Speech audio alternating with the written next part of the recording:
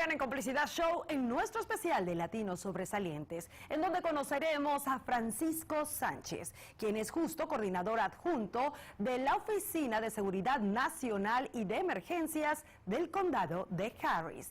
Con él, justo, comenzamos. Adriana en Complicidad.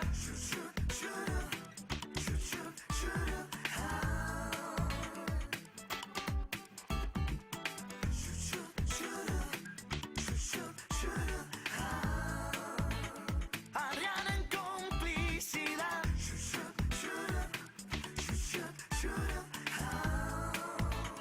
Adriana en Complicidad. Este segmento es traído a ti por Goya Foods, porque si es Goya, tiene que ser bueno. Y hoy, en Latinos Sobresalientes, le damos la bienvenida a Francisco Sánchez, quien es coordinador adjunto de la Oficina de Seguridad Nacional y Manejo de Emergencias del Condado de Harris. Un latino sobresaliente del cual hoy conoceremos su historia. Bienvenido. Bueno, gracias por la invitación. Todo el tiempo es un privilegio hablar con nuestra comunidad y específicamente con usted. Es el mes de herencia hispana. Estás muy involucrada en la comunidad y campeón de la comunidad. Gracias por tenernos. Muchísimas gracias, Francisco. Y nosotros queremos saber y conocer quiénes en verdad nos están representando, que eso nos llena muchísimo de orgullo, que más latinos de la primera, segunda o tercera generación de latinos están en cargos públicos. Tell me a little bit about your story, about your parents. Sure. Where are they from? My dad is from Mexico, so I'm first generation. He's from San Luis Potosí. My mom is from South Texas, second generation Hispanic family from there. So I'm first or third generation, depending how you look like it. But they were migrant farm workers, so they met on the fields picking crops between Texas, Florida, Illinois, Indiana, Ohio, and they would just travel the country picking crops. They had me. When I turned 3 and my sister was born, they decided it was something, they needed something a little more stable to give their kids a better chance. So my dad came here to Houston during the oil boom, decided to become a welder. So he worked along 225 and all that petrochemical and oil industry, helping build those facilities. And it is really great. For all the things that I think I'm proud of in my life, is probably being the son of migrant farm workers. Folks that put food on the table for this country. And we saw, particularly during the pandemic, how important that is. And so really proud of that heritage, all the hard work that really goes into that. And so to me, that's probably the most important thing in my life in terms of who I am. That would probably be the thing that matters most to me, because really, they picked crops to give me the chance to pick my own destiny, and so really grateful for that and that upbringing. And that was in the beginning of the Latino community here in the United States, yes? How difficult was, because you have the both cultures, in North America and Mexican, because for sure, you had tamales and a very Latino Mexican education. Yeah. It has been an interesting upbringing. Es por que sé de parientes latinos que vinieron a Houston para darme mejor oportunidad. Por eso hablo mejor inglés que español. Querían que aprendiera inglés primero. Y en muchos casos me ha servido bien de hablar inglés bien y todo eso, pero la falta de poder hablar español como me gusta es algo que era también pasó con dando esa oportunidad. So the opportunity for me, raised in those two cultures, first and foremost, they wanted to give us an opportunity. So they really were strict about Francisco's going to speak Spanish, he's going to study, he's going to speak English, he's going to learn that language first. And so that's when I tend to do my interviews in Spanish. I'm a little concerned about that because it's very Tex-Mex Spanish. But I call it Texican. Texican, I like that. But I did not lose on the great Mexican food. We've learned to combine that with great Texas and American food. And so that part of my life definitely did not suffer. So. Digo, al final del día esto enriquece más nuestra cultura, porque y también en ese entonces at the school they don't want you to speak Spanish, they force you to speak only English, and was not the teachers don't allow you to speak Spanish. Now the story is different. I don't know how but people complain right now because today is much different. But at that time, when you was a child, and you tell me about how difficult was be at the school speaking English, back to home, and have a different traditions and different education than your friends. It was very different. It was basically living in two different cultures that were coexisting at the same time, and you almost had to separate those out. And I often find, growing up, that I would have to be Hispanic Francisco at home, and then sort of American-born Francisco at school. And I hope that's changed a little bit. There has been a shift in education in terms of appreciating languages, particularly Spanish here. So you have, aside from just Hispanic culture, you've got the Arabic immersion school here. You've got a great great resources in this community if you want to experience different cultures. And so times have changed, and so that's a big plus. But there were certainly some challenges in how those two worlds came together when I was growing up. Like I said, my mom and my dad were very adamant that I needed to learn English, write English, speak English well, and then I needed to do very well in my studies. My mom got a GED, my dad didn't go more than elementary school. The first person in my family to graduate high school, the first one to go to college, definitely the first one to get a master's degree. And I think I did okay in school, but even then, there were some barriers. I remember if it hadn't been for my mom, I probably would have had a very different educational opportunity, and I probably wouldn't be in the position I'm at today. It was, I think, in 5th or 6th grade that for some reason they wanted to put me in English as a second language. And so they would have taught, so the way the school system works, I would have lost a lot of opportunities to not focus on other topics. They would have put me in English as a second language, which means I would have been taught in Spanish, lessons in Spanish, trying to improve my English when my English was already good. And so I would have lost the opportunity to, because I knew English, I could do better at science if I was being told English. If I could do better at math if I was being taught in English. But they were trying to funnel me into that program just because my name is Francisco Sanchez. And because I was quiet, I didn't speak a lot. And so if my mother went to the school, she didn't take no for an answer. She was not happy with what the teacher said, so she marched down the hall, talked to the principal, and fixed that. So, and 1 year later, I was in honors English. Wow. And so that's one of those things where I'll tell parents, you've got to fight for your kids. When it comes to those cultural issues, this is our school system. This is our community. We're a part of this. We can't be allowed to define who we are. We define that ourselves. And so that's, if my mom hadn't done that, it probably would have been an entirely different story. So I always look back at my education at those kind of defining moments in terms of what could have really put my path in a totally different direction. If my mom hadn't stepped in, it probably would have been a different world. How was your childhood at home with your family? What is the best remembers you have about it? So I have memories that are, I mean, I loved it. It's just that my mom worked part-time. My dad was a welder, so he came in the evenings. We had a lot of cousins. My mom had 9 brothers and sisters. My dad has 10. So it was just me and my sister. So always cousins over. We would always be going some weekends to barbecue somewhere at the park, or to have barbacoa, or just, carne asada. It was always fun. Carne asada. And then every time, and then because my parents stopped being migrant farm workers, my aunts and uncles were still, and so was my grandfather and my grandmother. So every time they were passing back through Texas, they had roots in South Texas where they tenían rancho ahí in Brunsville, but when it was time to pick crops, they would go back and start that loop over again, and so they would stop in.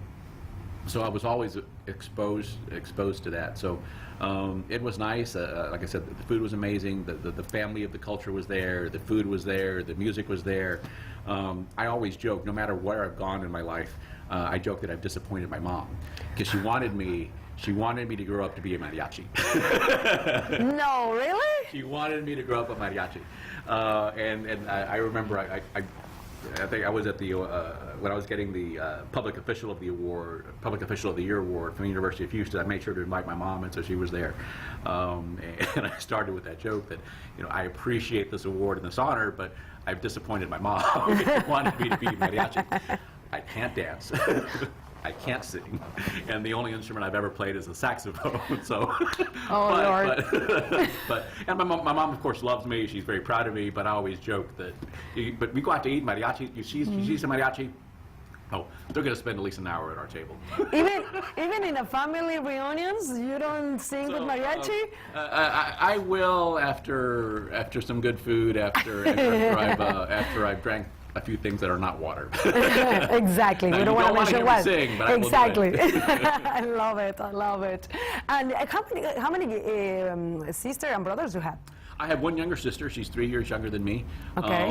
And so luckily, because my mom and dad have big families, they're anywhere from Mexico to Ohio to Florida. They're everywhere. But we've got a family of four: my mom and dad, me and my sister, and we've all stuck here in Houston since we settled down. All on the southeast side. My dad's in Pasadena, my sister's in Deer Park, my mom is in South Houston on the same property we grew up on. And I'm the only one that moved to the big city here in Houston. So it's all one small place, but they don't like coming inside the loop. So. Well, can you see the memories come now, like a real present life? That's good when you have this kind of conversation. Y ahora ustedes pueden conocer un poco más de justo de Francisco Sánchez, quien hoy nos está representando y nos cuida tanto en los momentos que más lo necesitamos, como son los momentos en donde la madre naturaleza viene a sorprendernos. Pero ¿cómo llega aquí a Houston? ¿Por qué llega a Houston? ¿Y cómo comienza su carrera profesional? Eso lo vamos a descubrir a continuación en Latinos Sobresalientes a través de acmediatv.com. Ya regresamos. Adriana en Complicidad. Y cuando nos quedamos en casita, hay que cocinarle a toda la familia. Y miren las delicias que hacemos cuando nos quedamos en casa con los productos Goya. ¡Qué sabroso! Obviamente, Goya no puede faltar. Y vean, uy, hasta pancito con mantequilla y todo para consentir a mi familia. ¡Ay, qué rico cocino! ¿Seré yo o la abuela? Ay, bueno, shh, es la abuela, pero no digan nada. Lo que sí es cierto es que en esta casa utilizamos diariamente nuestros productos Goya, porque si es Goya, tiene que ser bueno. Ay, a veces cómo nos cuesta vernos en el espejo a las mujeres y reconocer, ay, nuestras debilidades, pero es aquí entre nos, porque las mujeres no tenemos debilidades.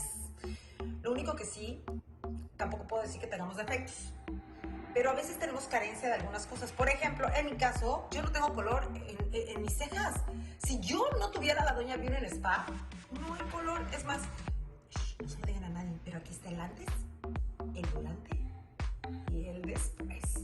Gracias a la Doña Beauty en Spa con el microblending, que bueno, por pandemia yo no podía hacer este tratamiento, pero pues me hicieron ahora y estoy feliz. Cuando fui a la playa sufría porque, híjole, sin color y el maquillaje, pues aunque te lo pintes las cejas, se te va el color. Entonces, sí, naturalmente y orgánicamente, la Doña Beauty en Spa hace el microblending, pero también te puedes poner extensiones de pestañas, te pueden cambiar el color del cabello, peinarte si es tu cumpleaños, graduación, divorcio o lo que tú quieras. Todo en la Doña Beauty en Spa, quien está estrenando una nueva locación y que te pido que me la apoyes, porque entre nosotros tenemos que apoyarnos al pequeño, mediano negocio. Así que a darle, y allá los espero con la Doña Beauty en Spa. Cada 60 segundos, no uno, sino dos niños son víctimas de la trata. Y cada 30 segundos, uno se ve obligado a explotar. Today we launch Goya Cares. Goya Cares está comprometido a apoyar a víctimas y vencedores de tráfico y abuso. Para recuperar, restaurar, volver a conectar y para hacer brillar la luz que bloqueará el tráfico. Y visite blocktraffic.org.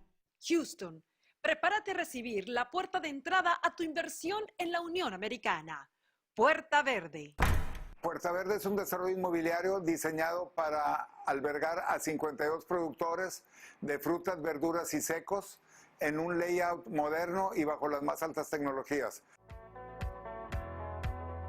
por un lado se beneficia el productor al monetarizar el 100% de su producción y por otro lado el consumidor se beneficia al tener todo el abanico de oportunidades para adquirir productos de la mejor calidad.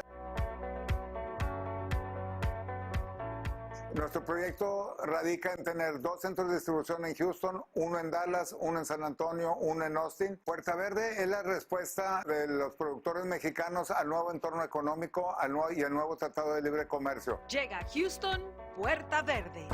Espérala próximamente. Adriana en Complicidad. Este segmento es traído a ti por... Puerta Verde. Regresamos con nuestra conversación con Francisco Sánchez, quien es actualmente coordinador adjunto de la Oficina de Seguridad Nacional y de Emergencias del Condado de Harris. Pero cuando tenemos un latino que ha sobresalido, que nos está representando, que conoce nuestra cultura, que conoce nuestras raíces y saber que está en un lugar importante para podernos asistir en el momento que lo necesitamos, nos llena también de muchísimo orgullo. Es por ello que hoy queremos saber un poco más de su historia, de su niñez, de su preparación. El presente muchos lo conocerán, su pasado pocos, pero hoy sabremos más de lo que detrás de bambalinas se vive teniendo un cargo como este. Y bueno, Francisco, llegas a Houston. How you move, or why you moved to Houston? Houston was where the opportunity was. We went to, grew up in South Houston. My parents came here to give us better opportunity when they were farm workers. And I went to the University of Houston. It's the first time I ever came inside the loop by myself. And fell in love with the city. It's I've had a few opportunities to move, but this is home. The community's here. It's very welcoming. For a big city, it has a very small feel. The community's great. The culture's phenomenal, and there's a lot of opportunity here. And the city has done, and this community has done a lot for me and my family. It's allowed my family to have better opportunities. I've got nephews here and family and friends here, and it's an opportunity to be a part of this thriving community and to be able to give back. And you moved when you already have a job in here, or because you went to the university? We grew up in South Houston, and so once I graduated from university, I decided to stay here. What university? University of Houston. Sorry. Yeah. So University of Houston, which is a great place. You know, the University of Houston has grown phenomenally over the years. It's a good institution here in Houston, and honestly, I wanted to go to the University of Houston here locally, and then go to graduate school somewhere else. But the community's been so good to me. I went to the University of Houston. I had my first real job before I even graduated. I helped. Which one was? I was the legislative director for State Representative Adriana, which is quite some time ago. I was not even old enough to drink, and she called and said, "Will you be my legislative director?" The job started in 30 days in Austin, so I packed up and left, and learned a lot, and then did that again the next session. Sorry, why you think she picked you like that? I'm very grateful that people, in this town, one of the great things is people do a pretty good job of recognizing you for your talent. They don't pay attention so much as your background. Have you graduated yet? They look at, there's a lot of folks here in Houston. It's an interesting culture here. People will look at you for the opportunity the potential you have, and be very nurturing. So I've been very lucky that my entire career has been based on people that saw some potential, gave me an opportunity, and really I never knew I was supposed to fail. I mean, here I hadn't even graduated, was barely studying political science. An opportunity came to become the legislative director for a state representative. I didn't know that I was supposed to fail, so I gave it 100%, did well. Then after the legislature, I went to go work for a firm that did Hispanic marketing and public affairs, and headed up their Latino division. Again, never done that before, but Hector Carreño, gave me a great opportunity. He saw potential, and I didn't know I was supposed to fail, so it worked out well. And next thing you know, I ended up at the county, same opportunity. So the county judge at the time said, come give me a year of service at the county. That was in December 2004. And so 3 years ago was 15 years at the county. I took a picture of my 15-year certificate, and I Wow. sent it to him, and I said, "Here's my update on how my 1 year at the county is going." So it's I've been there much longer than I expected, but this is a great community. What is the more difficult challenge you already have for all these 15 years on the county? I guess in the county, the very nature of what we do, dealing with emergencies, is probably there have been a lot of challenging opportunities, and I've been really attracted to being able to be of service to our community at its most difficult times. I was not supposed to do emergency management for the county. That's not how it started. How it started? So it started.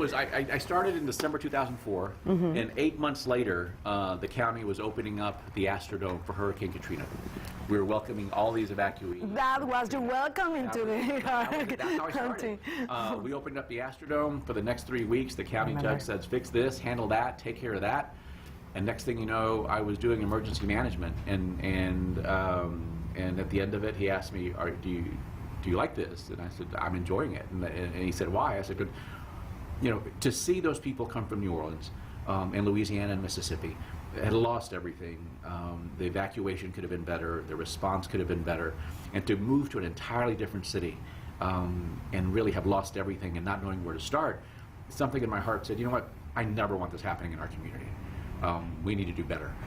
So I've spent the next 16, 17 years working through the Office of Emergency Management, building the organization, changing its culture, and making sure that we're ready for whatever kind of disasters we need to face. And now fast forward all this time now, and I've been now on command staff for 4 of our nation's 10 most costly natural disasters, and now a pandemic. So we've gone from hurricanes to pandemics to tropical storms, ice storms, floods, wildfires, a Super Bowl, 2 World Series, hopefully 3 World Series now. Hopefully three World Series before the Come on, Astros, go, go. So that's been my time at the county. Well, it sounds like sounds really, okay, yeah, cool, easy. No, it is not, because each event have the special risk, the special demand, and why do you think, or what exactly we are learning for each event? Why now we can say Houston is better, and the authorities are better right now, protect you in the better way? And that's a great question. Each event is uniquely different, I will stay in this position as long as I can say this. I should be able to tell you every day we are better prepared today than we were yesterday. The day that I cannot say that is the time for me to move along or let someone else take this position. Because we need to learn from everything every day to do better. Disasters are getting bigger, they're happening more often, they're more catastrophic, they're impacting the same vulnerable communities over and over, from Ike and Harvey, all the floods after Harvey, the pandemic and the ice storm. You see vulnerable communities being impacted over and over. And so there's a new challenge every day. And so, I'm very, every time someone does an introduction or something, they say Francisco's been on command staff for 4 presidential declared disasters and all of this. And I say, I'm only an expert in the disasters that we've gone through. I am not an expert at the next hurricane. I'm not an expert at the next flood. We have to approach this with humility. You can't go facing the next storm or the next disaster thinking you know everything. You have to be humble. You have to rely on a team that knows what they're doing. And you have to keep the community first and foremost in mind. And those are the tough decisions that we have to make day in and day out. So I think the things we're learning as a community are how to be better prepared, how to be more inclusive from the diverse community that we have to make sure that we've got the resources, the education, the outreach, and the response efforts that are dedicated to helping them. And I think also what I think is intriguing to me lately is we're facing a new era in emergency management. Like I said, our disasters are more frequent, they're more catastrophic. You saw someone called me during Harvey and said, this is a once-in-a-lifetime event. Someone called me during the ice storm and said, this is a once-in-a-lifetime event. Someone called me during the pandemic and said, this is a once-in-a-lifetime event. That's 3 lifetimes, and I'm only 49. We need to do better at recognizing that disasters are going to be more frequent and they're going to be more catastrophic, and we can't just do that our own. We have to engage the community to make sure they're more prepared, they're more resilient, and that's beyond disasters. You know, how do we have food security? How do we have better transportation? Do people have access to health care? Do people have access to education? All those things don't seem related to emergency management, but if you're struggling as a community member with any of those, you're going to be more vulnerable during a disaster. So from the emergency management side, we need to challenge our colleagues that work in each of those spaces to step up their game to help us build a more resilient community. How the community can be better? Because maybe you, like authorities, learn because you are the ones face and need to organize and all the logistic and try to keep the community safe. But sometimes we only thinking about us, and last minute we are running to the grocery store, or we don't listen, like don't drive today, will be, you know, the top of the storm, and we are driving to, you know, and go to a bar or something like that, and put in risk ourselves, but also put in risk our authorities.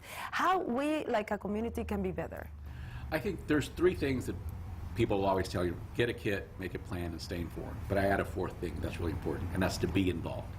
Whether you're involved in your PTA, in your civic club, in your church, in your community group, or in your neighborhood, I think an involved community is a better prepared community. And I think we do a pretty good job at responding to disasters when we think just beyond us. You know, if you're involved in that, you generally involved in your community, you generally have a better sense of, I can't just be doing something for me or not doing something for me. It has implications. And so that's critical. And one, we need to face the reality that disasters are big things. That, you know, we're small in this world, but that's by design, right? So we need to have some humility when disasters are confronting us. And you know, if we ask you to stay home for a day, that's not asking a lot. If we ask you to check the forecast before you go somewhere in the morning, or not to drive through high water locations, that's not really asking a lot. And that's the best thing people can do, is just recognize disasters are a part of this community.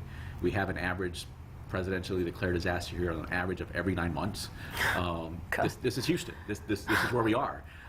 We have everything in here, including the ice, hurricanes, so the winter, the storms. Yeah. Let's just take them seriously and listen to your officials. And if you're not going to listen to your officials, listen to community voices that are going to be telling you, you know, what to do, and just follow those instructions, and we'll all be better off. But I remember at the time I covered, you know, the weather, and all the time I need to be at the studio when the hurricane came, and I was so worried about my family, about my daughter. She was really small at the time, and how you manage that, because you completely stay before, during, and after. For a long time, you don't live in the emergency center, and how you disconnect that your personal worries to connect only the community worries. I'm worried for the community. Your family can say, "Hey, you don't love us," you know? Is Mama that say that? She does not say that, but it is a very difficult situation to be in, not only for me, but for an entire team and everybody that we bring into our emergency operations center. Because once we're in that room and once we're dealing with that emergency, it's a harsh thing to say, but we can't be focusing on our friends and our family. We've got a community to think about. And so every time we say stay home or shelter in place or evacuate or do any of these things, you should really heed those warnings, because it's the same thing we're telling our friends and our family. And if we're telling that to our friends and our family, we're telling you, that'll tell you to take it seriously. But for us, it's hard. One of the things that we try to do is make sure, if we see a disaster coming, right, hurricanes give us some time, is we give our staff time to take care of your family. Make sure your family has what they need. Make sure they've gone to the grocery store.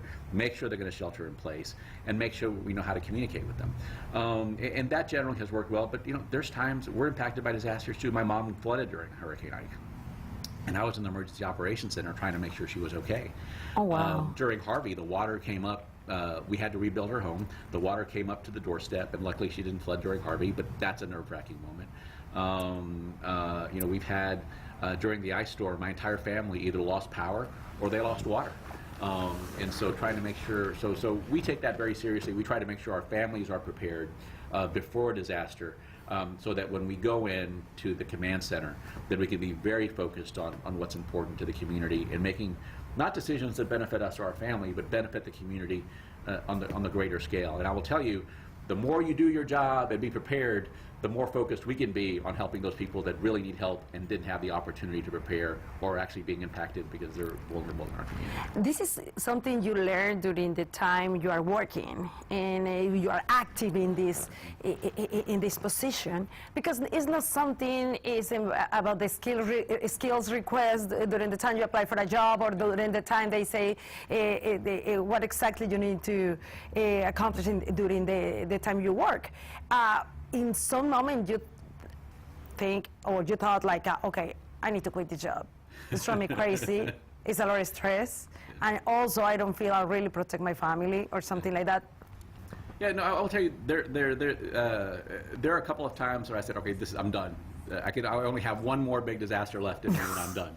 And was in 2017, and after that, another happened. And, you know, the thing that keeps it going really is just the opportunity to have an impact. And you talked about having Latinos at the table with those decisions Yes. being made. And the thing that has, as much as we've responded to disasters, we're tired. Our team is tired. This has been a rough few years. We've had Harvey, we've had floods, we've had a pandemic. We've had this ice storm, and they're all back to back, and they take, not only during those times of disaster, but they take away time from our family between the years, between all of those to recover, to prepare, to plan. The thing that I think keeps me going lately is, especially after the past 5 years, what we see in national politics and out of the previous presidency, is the importance of having people that look like us, talk like us, and have our experiences at the table making those decisions. And I think for our community to be able to trust government, for our community to be able to thrive, you need people at the table that bring those experiences and are willing to speak up for those interests. You know, that's very national right now in terms of I think we need to see that shift.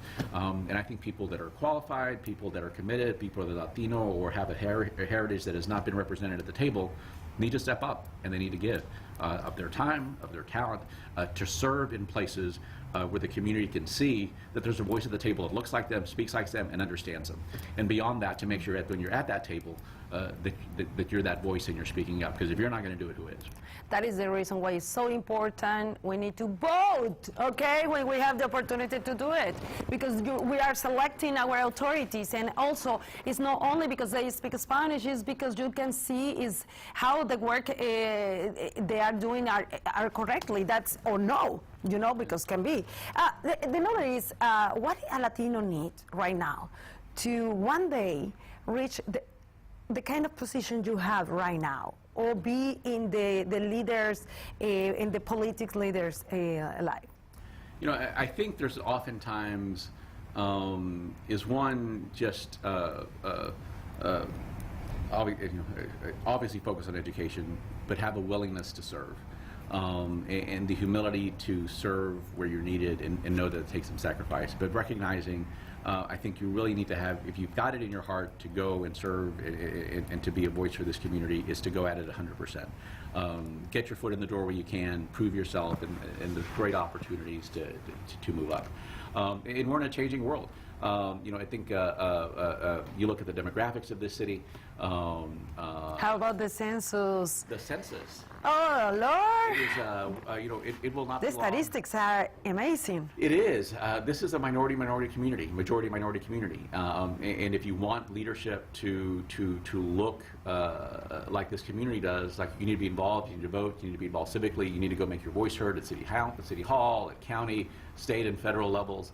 And you need to be committed to that. So, you know, if you've got a willingness to serve, is understanding that there are opportunities there, that you've got to, you know, it's taken me, man, so 49 now, so it's taken me a while to get to our map, but you know, making public service is a noble profession, and so recognizing that there are opportunities there, and being able to sort of honor your community and your heritage and doing that is very rewarding. So, you know, if you got it in your heart to do it, you know, go for it.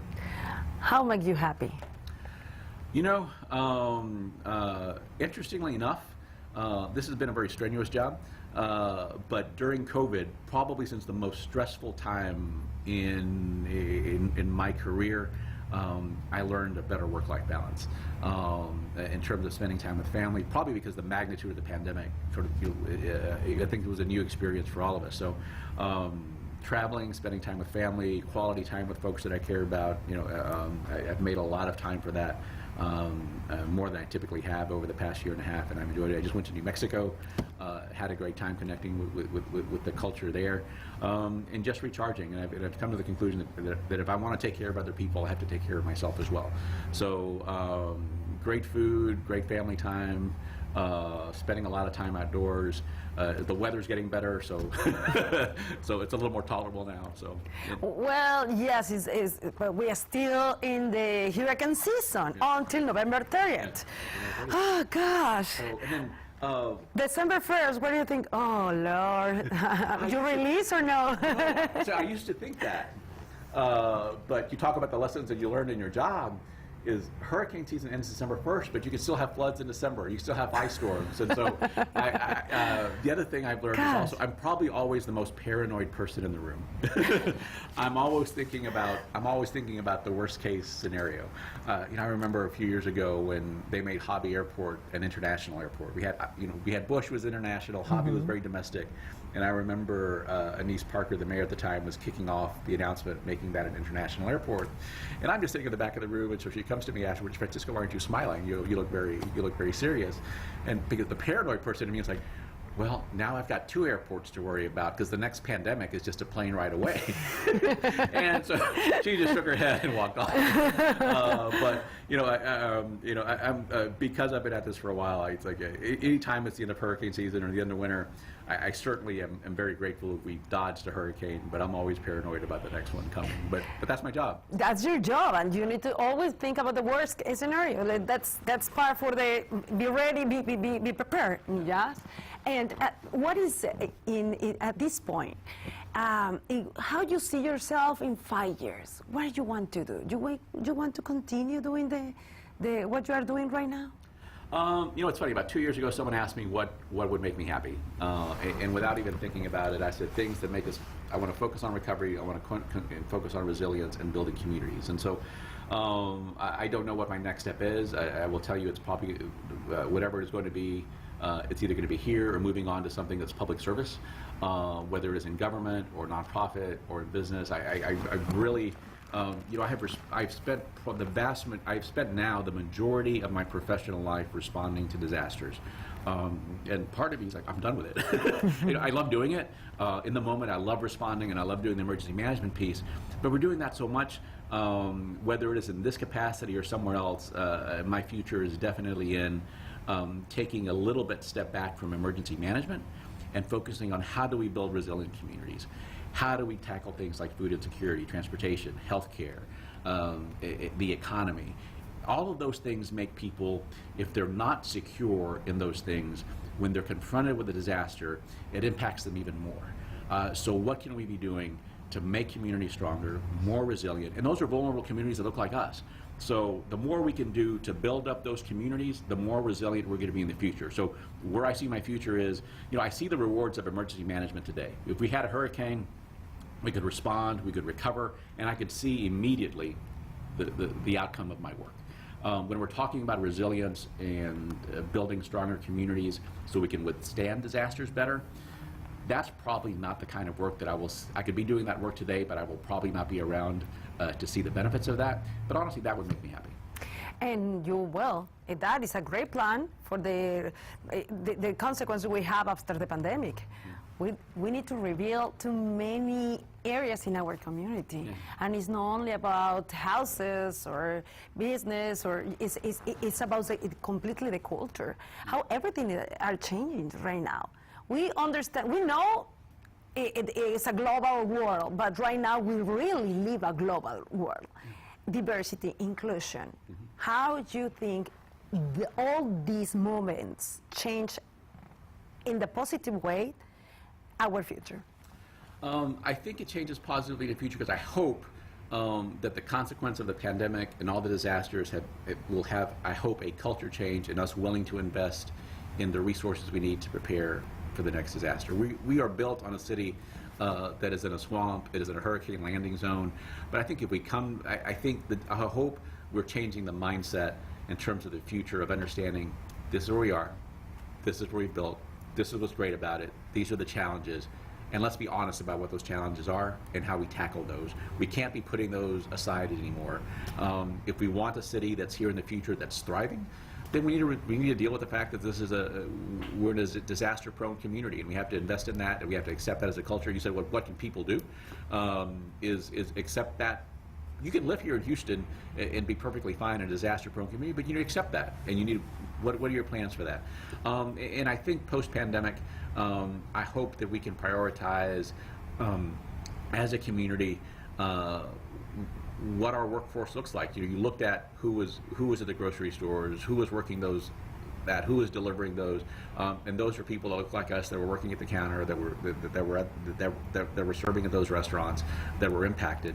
And I hope that as a community we've gone to, on the larger scale, really accepted and had a mind shift in terms of what really essential workers look like. Because you take that away on any given day, disaster or not, it impacts our community. So hopefully a better understanding of the diversity of our community, not only culturally, but also on the socioeconomic scale, and begin to appreciate that better. I need to ask you, what in Houston need right now, at this point, with everything already, all the effects about the hurricanes, COVID, this pandemic has changed us in different ways, but what Houston need? Why always Houston flooding? Is the fourth largest city in the United States. We have the oil and gas business, we have the medical business, and we see it's not enough to be not ready, but to support the full community at the time is a big disaster. What we need? I think it's really important to have that culture shift and recognizing we need to come to reckoning with the fact that we're in a disaster-prone community. That we need to invest in those mitigation projects, and it's hard. They're hard political, economic decisions to make. To say I'm going to invest X millions of dollars into mitigation projects that are going to take years to build, and I'm not going to be around to see the political rewards for it, because those are significant investments. The longer we take to make those investments, the more expensive it's going to be in the future to continue to mitigate those. We're going to keep flooding. How do we mitigate that? How do we make sure that there's diversity, equity, inclusion in how we put that money? And recognizing some of us are very fortunate in that if we were impacted by a disaster, we would have the financial means to recover. But it doesn't negate the responsibility I've got for neighbors a few blocks down in your north side or east end or across the freeway of Kashmir Gardens, anywhere where people do not have the resources to recover. If they aren't recovering, then we can't continue to say it's not my problem. It is our problem. The quicker we get our community more resilient and to recover, especially folks at the lower end of the socioeconomic stratus, that's our obligation. And I think as Houston, as a state, as a country, we have to recognize that that is where we need to focus our resources. If we've got the resources to recover, we've got a responsibility to make sure the rest of our community can recover quickly as well and be more resilient. What is your vision about Houston in the next years? And I don't want to say 1 year because we never know with this pandemic when they will be gone. That's something. Before we say, oh yeah, in 2 years, in 1 year. Well, no, now we're on 3 months. We say 3 months, 6 months, next year, and now we don't know. Well, I don't mean to sound this. I don't mean to sound pessimistic when I say this, but I hope we can get to in a few years that not looking at, I think right now we still look at disasters as inconvenient, and why is it happening? If we can change the mindset of disasters are a part of life, because this is where we are. We can't change that we built Houston on a swamp. We can't change that we built Houston on the Texas Gulf Coast where hurricanes land. I think we need to do, but we do need to make. Here's, I think, my personal wish in terms of what we do better is it doesn't really matter what we do. The reality is, as government, individually, we have to make a commitment that this community we share, this planet that we share, and that we have to start behaving like it, and as good stewards. How do we eat sustainably? How do we travel sustainably? How do we move to mass transit? How do we consume or not consume better? All of those little things, from how we eat to how we travel to how we live to how we consume or not consume things, are small things that we can each do that we will not ever see the impacts of, but we can build all these mitigation projects in the short term, but the long-term solution is recognizing where we are in this world as individuals and our individual contributions to making sure that we have a sustainable place to live in 100 years from now. I'm not going to be here, but it's my obligation to live that way. Well, wherever you're going, I will vote for you because it really sounds a great plan. And we need that. We need to plan ahead. Es la verdad fascinante platicar contigo. Además, conocimos detrás de bambalinas lo que sucede en ese centro de emergencias del condado de Harris que tanto nos ha ayudado a prepararnos. ¿Algo más que quisieras agregar? Something else you want to share with our audience before we close the program? Because I don't want to close this conversation, really. You will miss in the another part. We'll have a happy hour discussion. Yeah, exactly. No, thank you for the opportunity. I will say, there's 3 things you need to do to be prepared for disaster. Get a kit, make a plan, stay informed, but 4th, really be involved. Get involved in your community, whether it is your church, your civic club, your school, somewhere, because an involved community is a prepared community. Not only because you respond within that group, but I think the more involved that we are, and I hope especially after COVID, and not that we're at the end of it yet, but I hope people will start recognizing the value of community, and the more you feel tied into that community, the more personal responsibility I think you feel to be able to behave in a way that's just beyond looking at ourselves.